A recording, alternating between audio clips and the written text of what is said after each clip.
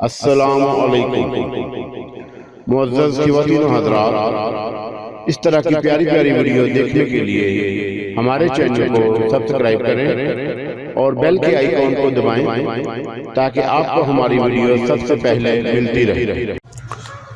السلام علیکم دوستو، پیش خدمت ہے اوتار ایپیسوڈ نمبر 11۔ میں نے اس کے چہرے سے اور اس کی ناگواری اور برہمی کو محسوس کر لیا تھا۔ پھر وہ ایک جھٹکے سے اٹھ کھڑی ہوئی۔ جب اس نے میری طرف پیش قدمی کی تو اس کے اس انداز میں بڑا جارحانہ پن تھا۔ اگر اس کے ہاتھ میں پستول ہوتا تو وہ مجھے شوٹ کر دیتی۔ مجھے دن میں تارے نظر آنے لگے۔ میرے لیے فرار کی راہ بھی نہیں رہی تھی۔ کوئی مرد دو ہاتھ کرنے آتا تو میں اس کا پرتپاک خیر مقدم کرتا، لیکن یہ تو ایک نازک سی عورت تھی۔ میں نے گھبرا کر اس سے نظریں چرا کر آسمان کی طرف نگاہ ڈالی۔ آسمان پر چیلے اور گدھ مہو پرواز تھے۔ انتہائی مکروہ نظارہ تھا، جبکہ یہاں جو نظارے تھے وہ خواب میں بھی نظر نہیں آتے۔ جیسے جیسے وہ میرے قریب آتی جا رہی تھی اور درمیانی فاصلہ کم ہوتا جا رہا تھا، میں اپنے دل کو مضبوط اور اس کی ہر کارروائی کے لیے ذہن کو مضبوط کرتا جا رہا تھا، اور اس کے انگ انگ سے مستی ابلتی پڑتی تھی۔ موسم خوشگوار تھا، ہوا میں خنکی سی تھی، پھر بھی میری پیشانی ارک آلود تھی۔ میں حیران اس بات پر تھا کہ اسے غصہ کیوں آیا، جبکہ بہت سارے مرد اسے اپنی نظروں میں جذب کر رہے تھے۔ ہیلو، اس نے میرے پاس آ کر مجھے رسیلی آواز میں مخاطب کیا تو مجھے اپنی سماعت پر یقین نہیں آیا۔ اگر وہ میرے گال پر تھپڑ رسید کر دیتی تو میں 2 تھپڑ کے لیے اپنا چہرہ پیش کر دیتا۔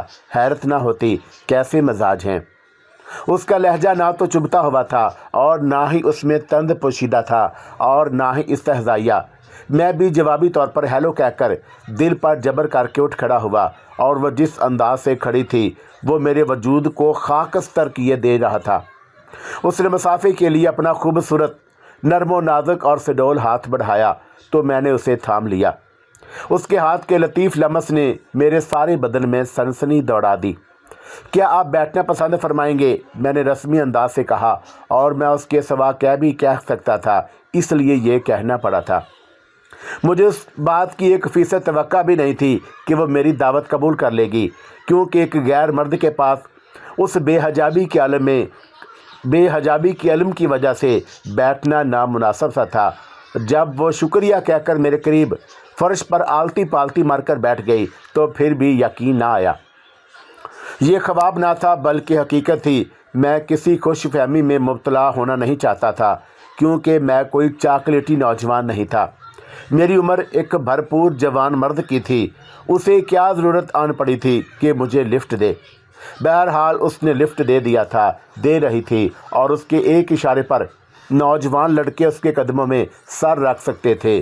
اس نے میری طرف ورزیدہ نظروں سے دیکھا۔ میں نے محسوس کیا کہ وہ میرا تنقیدی نظروں سے جائزہ لے رہی ہے، اور اس کا قرب مجھے جھلسائے دے رہا تھا۔ ہمارے درمیان سکوت کی دیوار کھڑی تھی۔ میں نے اس کے قرب اور نگاہوں کی تاب نہ لاتے ہوئے رسمی انداز سے پوچھا، تمہارا یہاں آنا کیا کسی کام کے سلسلے میں ہے یا پھر تفریح مقصود ہے؟ میری ضدی نگاہیں بے اختیار اس کی طرف اٹھ گئیں۔ ارادہ تو سیر تفریح کا ہی ہے، لیکن میں ابھی وثوق سے کچھ نہیں کہہ سکتی، وہ بولی۔ میری آمد تفریح تک محدود رہے گی جب تک۔ اس نے اپنا فکرہ نامکمل چھوڑ دیا، پھر بولی، اچھا یہ بتاؤ کہ تم یہاں کیسے آئے ہو؟ ہوائی جہاز سے، میں نے شوخی سے کہا، پھر سنجیدہ ہو گیا۔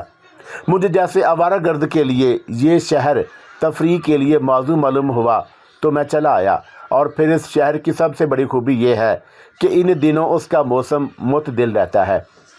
میری بات سن کر اس کی خوبصورت اور بڑی بڑی آنکھوں میں گہری سوچ بھر گئی، اور اس کے اور میرے درمیان خاموشی کی دیوار کھڑی ہو گئی۔ میں نے چند لمحوں کے بعد سکوت کو توڑتے ہوئے پوچھا، کیا تم بھی اسی ہوٹل سرینا میں ٹھہری ہو؟ نہیں۔ اس نے اپنی لمبی گھنیری پلکیں اٹھا کر مجھے دیکھا۔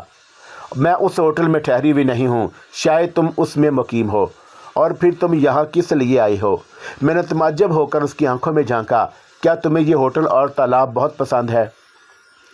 میں صرف آج سے نہیں آئی ہوں بلکہ روز ہی اپنے شوہر سے ملنے آتی ہوں، اس نے جواب دیا۔ یہ ایک طرح سے میری ڈیوٹی ہے۔ کیا تمہارا شوہر ساتھ نہیں رہتا ہے جو تم اس سے ملنے روز یہاں آتی ہو؟ میری حیرت دو چاند ہو گئی۔ کیا یہ عجیب سی بات نہیں؟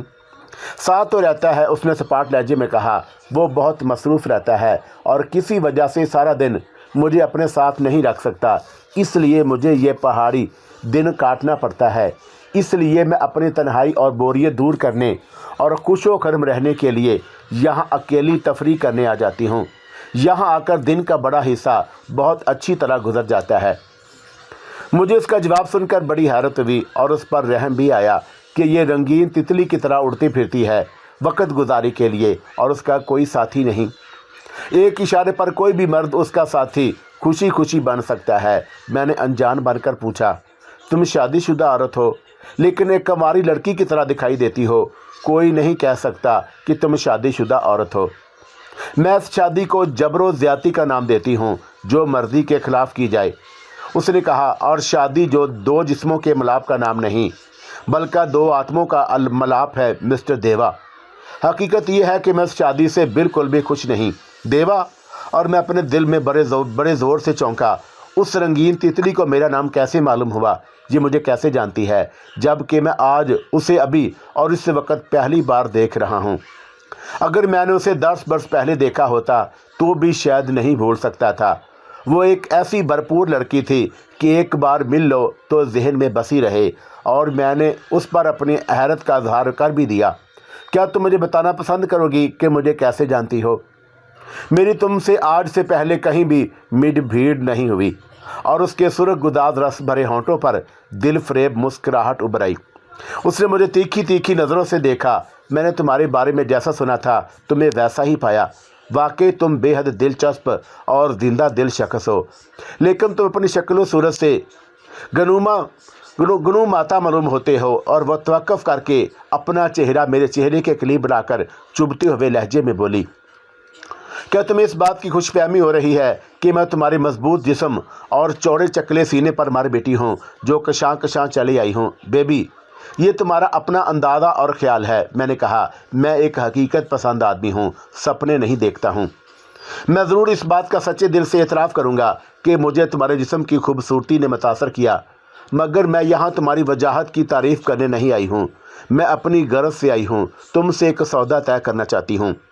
اس نے یہ بات سرگوشی میں آہستہ سے اس طرح کہی تھی کہ جیسے قریب کھڑا ہوا کوئی سن رہا ہو۔ سودا؟ تم مجھ سے کیا سودا کرنا چاہتی ہو؟ میں نے اسے سوالیہ نظروں سے دیکھا۔ میں سوداگر نہیں ہوں بلکہ سراغ رساں ہوں، اور پہلے تو مجھے کھل کر بتاؤ کہ تم میرے بارے میں کیا جانتی ہو۔ تمہیں کس نے بتایا؟ اور جب تک تم یہ نہیں بتاؤ گی اس وقت تک بات نہیں بڑھ سکتی، نہ ہی بڑھے گی، میں نے سرد اور سپاٹ لہجے میں کہا۔ میں جانتی ہوں کہ تم کیا ہو، اور اس نے جواب دیا، اور مجھے ہر قیمت پر تمہاری خدمات درکار ہیں۔ کل شام مجھے تمہارے بارے میں معلوم ہوا، یعنی میں نے تمہیں دیکھا تھا، اور یوں تو میں نے 2-1 سے تمہاری تعریف اور کارنامے سنے ہیں، لیکن تم نے گوتم اور شانتی کا کیس جس طرح سے حل کیا اس پر میڈیا اور پولیس نے بڑی واہ واہ کی ہے، اور اخبارات میں تمہاری تصویریں بھی چھپی تھی، لیکن تمہارے دل پر نقش نہ تھی۔ لیکن کل شام تمہاری تصویر دل پر اس طرح نقش ہوئی کہ میرا شوہر تمہاری تصویر دیکھ کر بڑے زور سے چونکا تھا۔ دوسری لمحے اس کا چہرہ متغیر ہو گیا۔ میں اس کی کیفیت پر دل میں بڑی حیران ہوئی۔ وہ شخص دنیا میں کسی سے بھی نہیں ڈرتا، اور اس نے خود ہی تمہاری طرف اشارہ کر کے کہا تھا کہ یہ دیوا کمار ہے، اور جس کے کارناموں نے دھوم مچائی ہوئی ہے۔ یہ حرامزادہ نہ صرف بڑا ذہین اور بہادر ہے بلکہ پر اصرار اور بے حد خطرناک بھی۔ اس نے ایسے کیس حل کیے ہیں کہ شرلاک ہومز بھی ہوتا تو نہیں کر پاتا، مگر یہ مردود چنائی میں کیا کر رہا ہے؟ اور اس کے یہی الفاظ تھے۔ وہ تمہیں دیکھ کر بہت پریشان ہو گیا تھا، اور اس کی تشویش میری سمجھ سے بالا تر تھی۔ جرائم پیشہ افراد کا میرے بارے میں اس قسم کے ریمارکس ہوتے ہیں، میں نے بے پرواہی سے کہا، اور اس سے میری صحت، میرے کام، میری شہرت اور کارکردگی پر کوئی اثر نہیں پڑتا۔ اچھا تم یہ بتاؤ کہ تم میری خدمات کیوں اور کس لیے حاصل کرنا چاہتی ہو؟ بائی دا وے، مجھے تمہاری کوئی سی بھی خدمت کر کے دلی مسرت ہوگی۔ میں اپنے خبیث، ذلیل اور ظالم شوہر سے صدا کے لیے نجات حاصل کرنا چاہتی ہوں، اور اس کی حسین چہرے پر سنجیدگی چھا گئی۔ اتنی سی بات ہے؟ اس کام کے لیے تمہیں میری خدمات کی کیا ضرورت ہے؟ میں نے کہا، اور تم کسی دن موقع پا کر کسی بھی دور دراز شہر کی طرف چلی جاؤ۔ مجھ میں اتنی ہمت اور جرأت نہیں، وہ خوف زدہ لہجے میں بولی۔ کیونکہ میں دھر لی گئی تو وہ مجھے موت کے گھاٹ اتار دے گا۔ تم نے اپنا تعارف نہیں کرایا۔ میں نے اس کی آنکھوں میں جھانکتے ہوئے کہا، کیا نام ہے تمہارا؟ کس نام سے پکاروں؟ کہیں تم بے نام تو نہیں ہو؟ وہ ایک دم کھلکھلا کر ہنس پڑی اور پھر شوق نظروں سے دیکھتی ہوئی شوق لہجے میں بولی، کیا کوئی بے نام بھی ہوتا ہے؟ میرا نام سریتا ہے۔ سنو سریتا، میں نے سنجیدگی سے کہا، میں یہاں سیر و تفریح کے لیے آیا ہوں اور میں کسی ایسی عورت کا کیس لینے کے لیے تیار نہیں جو شوہر سے ناراض ہو۔ تم اسے ناراضگی کا نام نہ دو، میں اسے سخت نفرت کرتی ہوں۔ میں اس سے کس قدر ناراض ہوں تم یہ سوچ بھی نہیں سکتے۔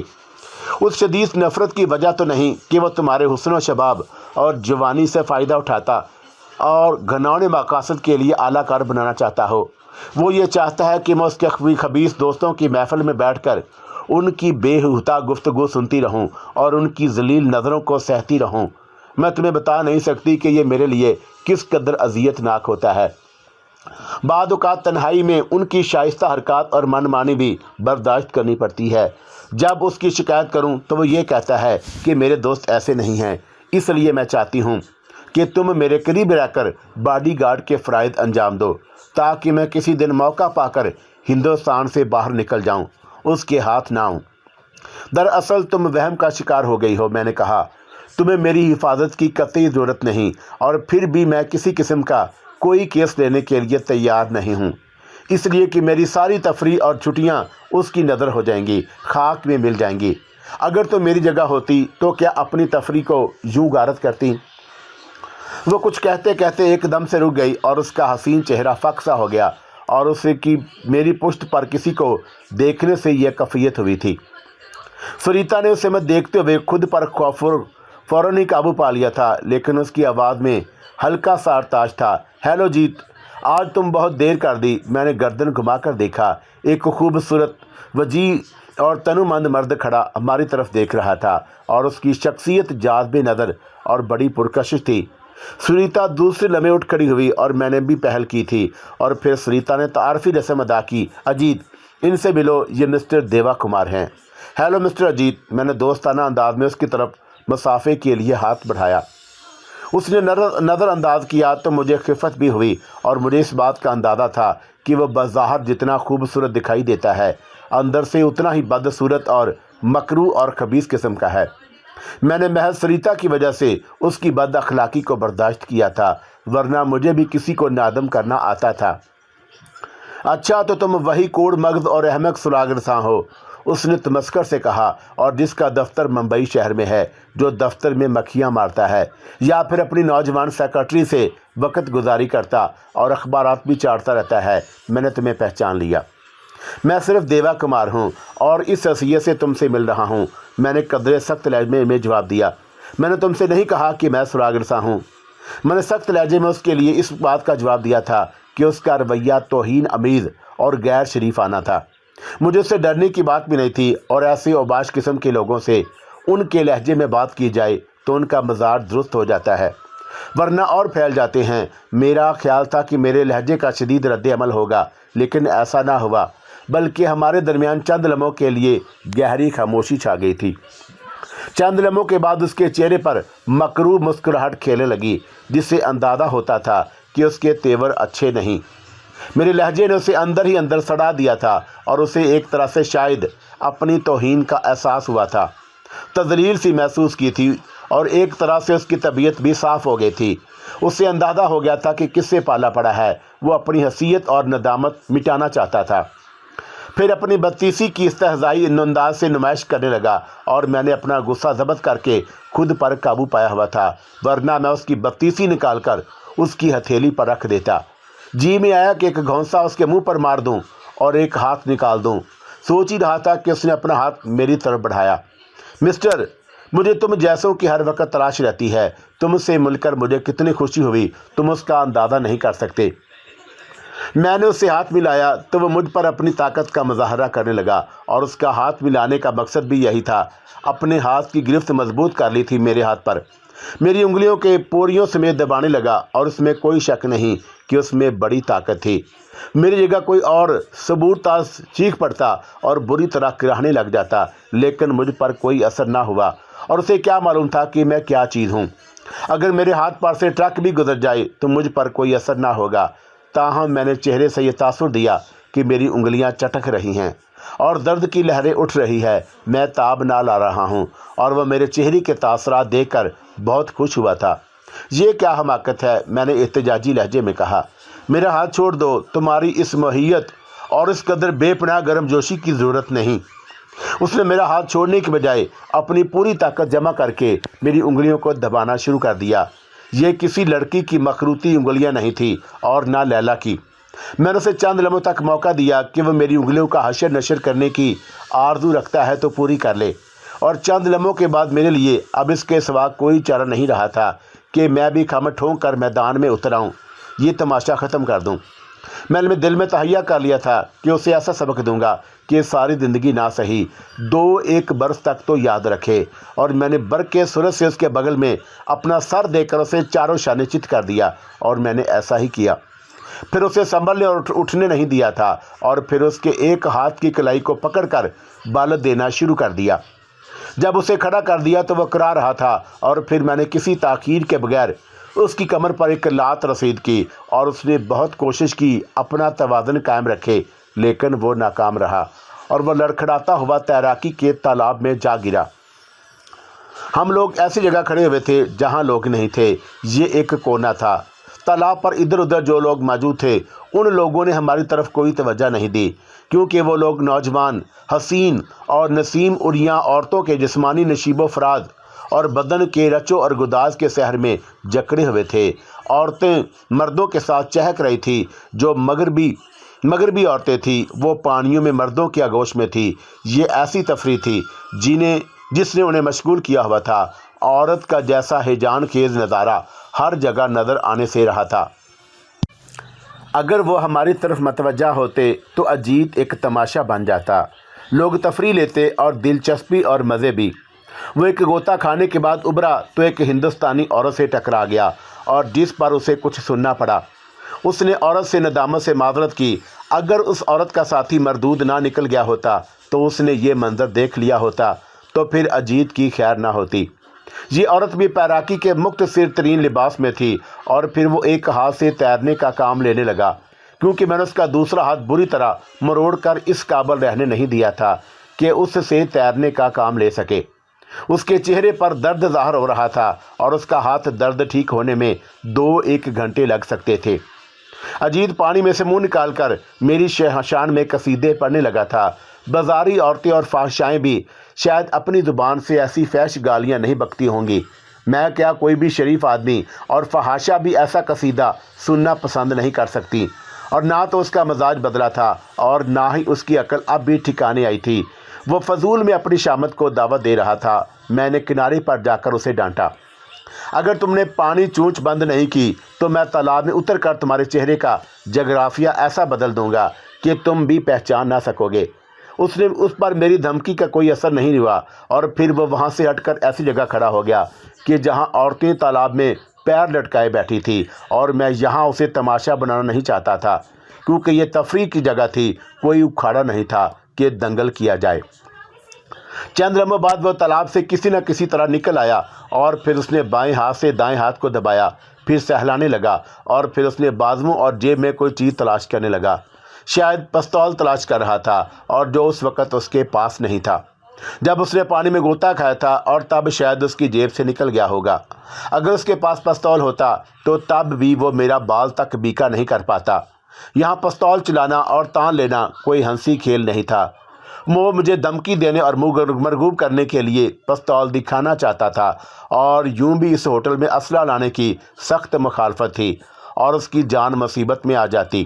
وہ اس بات کو خوب جانتا ہوگا۔ پھر وہ میری طرف آنے کی بجائے مجھے خونخوار نظروں سے گھورتا ہوا دوسری سمت چلا گیا۔ وہ بڑبڑاتا جا رہا تھا۔ ایک فقرہ میں سن سکا تھا، بیٹا تو نہا کر کہاں جائے گا، میں تجھ سے۔ چونکہ اس کے اور میرے درمیان فاصلہ بڑھ گیا تھا اس لیے مزید سن نہ سکا، اور ویسے اسے اس بات کا اندازہ ہو گیا تھا کہ مجھ سے ہاتھا پائی کرنا آسان نہیں۔ تاہم وہ اس بات پر دل میں سخت حیران تھا کہ میری انگلیاں چڑکی کیوں نہیں، میں ذرا برابر بھی درد اور تکلیف کیوں محسوس نہیں کر رہا، کیسے مزے میں کھڑا ہوں، اور اسے کیا معلوم تھا کہ میں کیا ہوں۔ मैं कैसी कैसी मख्फी सलाहियतों का मालिक हूँ, और अगर उसे इस बात का इल्म हो जाए तो शहर छोड़कर ही भाग जाता। और जब वो कुछ फासले पर पहुंचा तो उसे कुछ लोगों ने घेर लिया। वो उसके साथी थे जो वहाँ खड़े हुए ये तमाशा देख रहे थे, और उनमें से किसी को हिम्मत नहीं हुई थी कि वह उसकी मदद के लिए आए। वो अगर आते तो मैं उनका पुरतपाक खैर मकदम करता और वो उनकी शयान शान होता।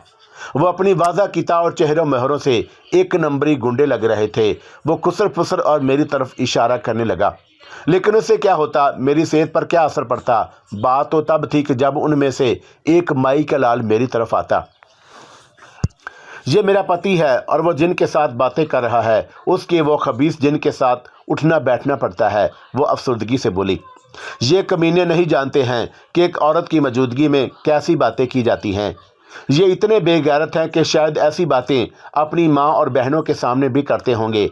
ये सारे के सारे बेव्याहों की औलाद मालूम होते हैं।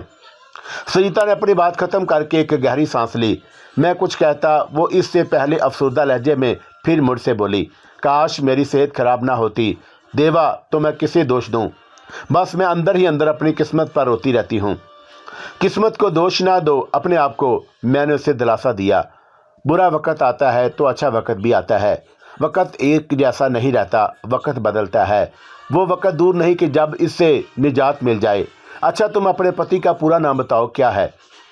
वो कि मैंने उसके जहन और अजीत के जहन से बहुत कुछ मालूम कर लिया था, लेकिन मैं ये ज़ाहिर करना चाहता था कि मैं कुछ भी नहीं जानता। वो मेरी हमदर्दाना नज़रों से और दिलासे से बहुत मुतमिन हुई और वो गहरी सांस लेती हुई बोली, अजीत भाटिया। ओहो, तो ये वही अजीत भाटिया है। मैंने उसके हसीन चेहरे पर निगाहें मरकूज़ करके कहा, मारूफ बदनाम ज़माना, जिसे मर्गना कहानी के नाम से याद किया जाता है। मुझे बहुत दुख हुआ कि तुम उस मरदूत की पत्नी हो। वाकई तुम बहुत बदकिस्मत हो सुरीता। अब तुम्हें वाकई यकीन आ गया ना कि मैं कितनी बदकिस्मत हूँ, उसने टूटे हुए लहजे में कहा। क्या तुम उस कबीर से वाकिफ़ हो? कैसे? उसके बारे में कोई नहीं जानता है। मैं उसे कैसे जानता हूँ? इसी तरह और ऐसे जानता कि जैसे सारी दुनिया जानती है। मैंने कहा कि उससे मुलाकात और उसे देखने की बड़ी तमन्ना भी थी। आज इससे अचानक और गैर मुतवक्का और हादसाती और ड्रामाई तौर पर शर्फ़े मुलाकात हो गई, और जिसके बारे में मैंने ख्वाबों ख्याल में भी नहीं सोचा था। वाकई ये दुनिया गोल है। इसलिए तो मैं चाहती थी कि तुम मेरे बॉडीगार्ड बन जाओ। सुरीता ने अपनी लंबी लंबी सुरंगी पलकें झपकाईं। क्या तुम तैयार हो? तुम्हारी बॉडीगार्ड बनने से पहले ज़रूरी है कि मैं अपने लिए एक बॉडीगार्ड का इंतज़ाम करूं। मैंने उसकी आंखों में झांका। देखो देवा, मुझसे मजाक ना करो। वो रुहासी हो गई। आखिर तुम्हें बॉडीगार्ड की क्यों और किस लिए ज़रूरत पड़ेगी? इसलिए कि तुम्हारा पति बेहद ख़तरनाक शख्स है, मैंने जवाब दिया, और उसके बारे में क्या कुछ नहीं जानता हूँ। बहुत कुछ जानता हूँ। मैं उसके बारे में जानती हूँ, लेकिन बहुत कुछ नहीं जानती हूँ। वो बोली, क्या तुम मुझे उसके बारे में तफसील से बताओगे? मैंने उसके बारे में जो कुछ सुना और जो कुछ जानता हूँ और सुना है वो तुम्हें सुनाता हूँ। मैं कहने लगा कि नौजवानी से ही उसका शिकार खून अशामी से दरिंदा सिफत में होता है, और वह लहू आशना था। उसने अपनी दरिंदगी सफाकी और ऐदा रसानी से कितनी जाने लीं, उनकी तादाद उसे भी याद नहीं। और फिर उसका बेहतरीन और रंगीन मशगला औरतों की इज्जत से रहा, और उसने बहुत सारी कम सिन लड़कियों को बिस्तर की जीनत बनाया। कभी किसी लड़की पर तरस नहीं खाया, और वो ज़ैर ज़मीन दुनिया में दर्स बरस रहा। और उसके अलावा उसके बारे में ये बात बहुत मशहूर है कि जुराइम की दुनिया में उसके मुकाबले में कोई निशानाबाज नहीं। उसने निशानाबाजी के मुतअद्दद इनामात जीते हुए हैं, और फिर उसके जिस्म और हाथों में गैर मामूली ताकत है। वो जवान मर्दों के हाथों और उंगलियों को अपने हाथों से दबाकर तोड़ा और चटका देता है, और उसने मेरे हाथ और उंगलियों पर भी आजमाइश की थी, लेकिन वो उसमें कामयाब ना हो सका क्योंकि मेरे हाथ बहुत मजबूत हैं। वो ना जाने कितनों को हाथ से बहादुर कर चुका है, और दूसरी तरफ शायद बेहद शफाक तरीन शख्स है। उसमें इंसानी हमदर्दी की रमक भी नहीं। शायद उसने कभी अपने वालिदैन भाई बहनों से भी हमदर्दी का बर्ताव नहीं किया होगा, और उसमें अकल की कमी है। अकल की कमी? सुरीता को मेरी बात सुनकर हैरत हुई। मैंने कभी ऐसी कोई बात महसूस नहीं की। वो बहुत ज़्यादा अक्लमंद अपने आप को ज़ाहिर करता है। उसने मुझसे अपने साथियों से कहा, बल्कि कहता रहता है कि दुनिया में उससे ज़्यादा अक्लमंद शायद ही कोई हो। यही बात अकल में कमी की है। जो अपने आप को अकल का अकले कुल समझता है और सामने वाले को बेवकूफ़, اس سے بڑا احمق اور کوئی نہیں ہو سکتا۔ سامنے والے کو کبھی بیوقوف نہیں سمجھنا چاہیے، کیونکہ وہ سب سے زیادہ عقل مند ہوتا ہے۔ وہ ایک بے حد خطرناک شخص تھا۔ اتفاقی طور پر اس سے میرا واسطہ پڑ گیا تھا۔ اگر میں سریتا کا بن جاتا تھا تو میری مہم اور مشن جس کے لیے میں آیا تھا کا کوئی بھروسہ نہیں تھا کب اس کا آغاز ہو جائے، اس لیے میں سریتا کی پیشکش قبول کرنے سے ہچکچا رہا تھا۔ مسٹر دیوا کمار، سریتا نے اپنے پتی کے پرواہ نہ کرتے ہوئے بڑی لہجے سے کہا، آپ میرے پتی کے بارے میں مجھ سے زیادہ جانتے ہوئے بھی میری مدد نہیں کریں گے، جبکہ میں ایک بے یار و مددگار عورت ہوں۔ میری مجبوری اور پریشانی آپ کے سامنے ہے۔ میں بیچ منجدار میں ہوں، حالات کے تھپیڑے کی ضد میں ہوں، ایک بدمعاش کے رحم و کرم پر ہوں۔ سریتا نے مجھے عجیب الجھن اور تذبذب میں ڈال دیا تھا، اور مجھے اس بات سے انکار نہیں کہ میں اس بات کا برملا اعتراف کرنے کو تیار ہوں کہ حسین عورت، جوان عورت، پرکشش اور جاذبے سے بھری اور پسند کی عورت میری بہت بڑی کمزوری ہے۔ میرا خیال تھا کہ عورت ہر مرد کی کمزوری ہوتی ہے، میری بھی کمزوری ہو تو اس میں حیرانی کی کیا بات، حرج ہی کیا ہے، اور عورت چیز ہی ایسی ہے کہ وہ کمزوری بن جاتی ہے۔ میں نے ان نوجوان اور نازک اندام حسیناؤں کی خاطر بڑے بڑے سنگین خطرات مول لیے تھے، اور پھر سریتا جیسی حسینہ کی درخواست کیسے رد کروں، اور میری کچھ سمجھ میں نہیں آیا، جو لاکھوں میں ایک تھی، لہجے میں، لہجت میں، اور بڑی بڑی خوبصورت آنکھوں میں التجا بھری تھی۔ میرے موکل کو سارا ہندوستان جانتا تھا، اور جس نے میرے ذمے یہ مہم سپرد کی تھی، میں اس کا نام ظاہر کر دوں تو لوگ جان جائیں گے کہ چونکہ چونک بھی جائیں گے، اس لیے کہ اس کا نام راز میں رہنا ہی بہتر ہے۔ میں صرف اتنا بتا دوں کہ وہ کانگریس پارٹی کے مقبول اور معروف ترین لیڈروں میں سے ایک ہے۔ میں حیران تھا کہ اس لیڈر کا کردار کیسا ہے، اور اس کی اصلیت سے لوگ بے خبر تھے۔ میں سریتا کو نہ تو بتانا چاہتا تھا اور نہ ہی اعتماد میں لینا چاہتا تھا کہ میرے پاس ایک بہت ہی اہم کیس ہے، کیونکہ لا حاصل تھا، اور اسے کیا دلچسپی ہو سکتی تھی۔ اسے دلچسپی صرف اور صرف اپنی جان اور ذات کی حفاظت سے تھی۔ میں نے اسے صرف یہ تاثر دیا تھا کہ دراصل جواہرات کی چوری کے ایک کیس کے سلسلے میں چنائے آیا ہوں، اور جس کا کوئی وجود نہیں، یہ ایک من گھڑت ہے۔ دوسری طرف میں اسے نا امید کرنا اور اس کا دل توڑنا نہیں چاہتا تھا، جو شیشے کی طرح تھا، اور میں اس کا دل توڑتا تو اس کی کرچیاں اس کے دل میں چھپ جاتی اور ان میں سے لہو رسنے لگتا۔ اور پھر حسیناؤں کا دل بڑا نازک ہوتا ہے، ذرا سی ٹھیس بھی برداشت نہیں کر پاتا، اور پھر کسی کا دل توڑنا، خصوصاً ایسی بھرپور نوجوان عورت کا جو دوشیزہ معلوم ہوتی ہو، پاپ تھی۔ سریتا، میں تم سے وعدہ تو نہیں کرتا، لیکن اس بات کی اپنی طرف سے پوری کوشش کروں گا کہ اس بھیڑیے سے نجات دلا دوں۔ یہ سنتے ہی اس کے پس مردہ چہرہ ایک دم سے کھل اٹھا۔ اگر اس کا پتی یہاں موجود نہ ہوتا تو وہ کسی بات کی پرواہ نہ کرتی۔ وہ پورے جذبات سے مغلوب ہو کر میرے گلے میں اپنی مرمری، سڈول اور اڑیاں باہیں حمائل کر دیتی اور چہرے پر دیر تک جھکی رہتی۔ لیکن میرے پاس اتنا وقت نہیں کہ میں سائے کی طرح ہر وقت ساتھ رہوں۔ میں نے صاف گوئی سے کہا، اس کا خیال رکھنا۔ میں صرف اتنا چاہتی ہوں کہ جیسے ہی موقع ملے مجھے یہاں سے نکال دو، دیر نہ کرو۔ تمہارا معاوضہ جو بھی ہے وہ میں بمبئی میں ہی دے سکوں گی۔ میں حسیناؤں سے خدمات کا معاوضہ نقدی نہیں بلکہ کسی اور شکل میں لیتا ہوں۔ میں نے اس کے پرچھ با بدن کا احاطہ کرتے ہوئے کہا، اور اس کا چہرہ سرخ ہو گیا، اور جس نے اسے اور حسین بنا دیا۔ چہرے پر ایک عجیب سا نکھار بھی آ گیا تھا، اور اس کی آنکھوں سے خود سپردگی جھانکنے لگی، اور اس کے گداز، سرخ اور شیریں لب انجانی دعوت دینے لگے۔ اور اس کا پتی نہ ہوتا تو وہ شاید مجھے اپنے ساتھ لے جاتی۔ میں نے فوراً ہی محسوس کر لیا تھا کہ وہ میری بات کا غلط مطلب لے رہی ہے، اور دو طرح سے مجھے خوش کرنے کے لیے تیار معلوم ہوتی تھی۔ سریتا، تم میری اس بات کا کوئی اور مطلب نہ لینا، اس کی ادائیگی ایک نہیں، کئی صورتیں ہیں۔ میں کسی کی مجبوری سے فائدہ نہیں اٹھاتا ہوں، جو بھی صورت ہو مجھے کوئی اعتراض نہیں۔ سریتا نے مخمور نگاہوں سے دیکھا، اور میرے لیے کسی بات کا کوئی فرق نہیں پڑتا ہے۔ سنو، ہم دونوں کافی دیر سے باتیں کر رہے ہیں، تمہارے پتی کو شک نہ ہو جائے کہ ہم رومان بھی کھا رہے ہیں۔ ہاں، اس نے اس بات میں سر ہلا دیا، اور یوں بھی وہ بڑا شکی مزاج ہے، وہمی ہے، اور جانے میرے ساتھ کیا سلوک کرے، کمینہ، ذلیل۔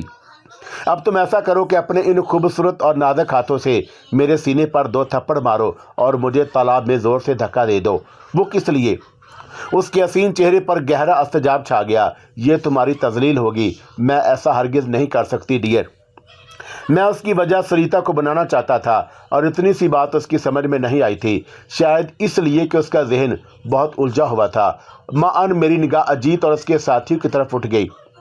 میں دیکھنے لگا کہ اجیت اور اس کے ساتھیوں کا کیا رد عمل ہے، کیونکہ میں اور سریتا خاصی دیر سے گفتگو کر رہے تھے اور پھر وہ نہانے کے لباس میں تھی۔ یہ ایسی حالت میں تھی کہ کوئی پتی اس بات کو برداشت نہیں کر سکتا تھا کہ اس کی پتنی اس عالم میں ایک غیر مرد کے روبرو ہو، اور وہ ایک بے غیرت شخص تھا۔ ہندوستانی مرد اپنے پتی کی ایسی حالت کو کسی غیر مرد کے سامنے برداشت نہیں کر سکتا تھا، لیکن اب ہندوستانی مرد بھی بے غیرت ہو گئے تھے۔ تالاب پر بہت سے ہندوستانی جوڑے بھی تھے اور ان میں ان کی بیویاں ایسی حالت میں تھیں جیسا کہ سریتا اور غیر ملکی عورتیں تھیں۔ غیر ملکی مرد اور عورتیں جب مردوں کو اپنی طرف متوجہ پاتی ہیں تو بہت خوش ہوتی ہیں کہ مرد ان کی طرف دیکھنے پر مجبور ہیں کہ وہ کس قدر پرکشش ہیں۔